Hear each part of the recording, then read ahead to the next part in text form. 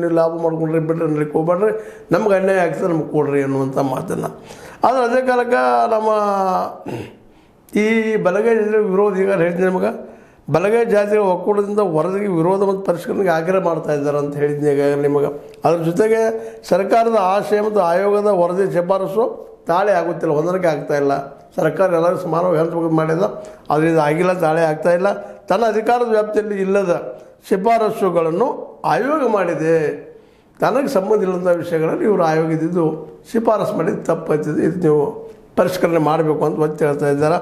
ಮತ್ತು ಇನ್ನೊಂದು ಮಾತು ಹೇಳ್ತಾರೆ, ಬುಡಗ ಜಂಗಮ ಮತ್ತು ಬೇಡ ಜಂಗಮರನ್ನು ಒಂದೇ ಎಂದು ಪರಿಗಣಿಸಿ ಗೊಂದಲ ಮೂಡಿಸಲಾಗಿದೆ. ಇವರು ಬೇರೆ ಬೇರೆ, ಇವರು ಒಂದೇ ಅಲ್ಲ ಅನ್ನುವಂಥದ್ದು. ಒಟ್ಟಿನಲ್ಲಿ ಒಂದು ಸಣ್ಣ ಸಣ್ಣ ವಿಷಯ ನಮ್ಗೆ ಅನಿಸ್ತದೆ, ಬಟ್ ಅವ್ರಿಗೆ ದೊಡ್ಡ ವಿಷಯ ಆಗಿಬಿಟ್ಟಿದೆ ಇವತ್ತು. ಆದರೆ ಈ ಮಾತುಗಳನ್ನು ಒಪ್ಪಲಾರದಂತಹ ನಮ್ಮ ಮಾದಿಗ ಸಮುದಾಯದವರು, ಅವರಂಥವರು ಮಾದಿಗ ಮತ್ತು ಮಾದಿಗ ಸಂಬಂಧಿ ಜಾತಿ ಸಮುದಾಯಗಳು ವರದಿಯು ಶೀಘ್ರ ಜಾರಿಗೆ ಒತ್ತಾಯಿಸಿದೆ.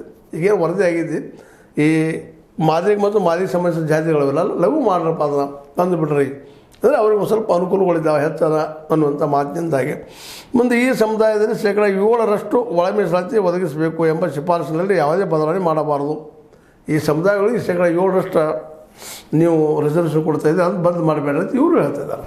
ಹಾಗಾದ್ರೆ ಬಗೆಹರಿದು ಹೆಂಗಪ್ಪ ಇದು ಅನ್ನೋದು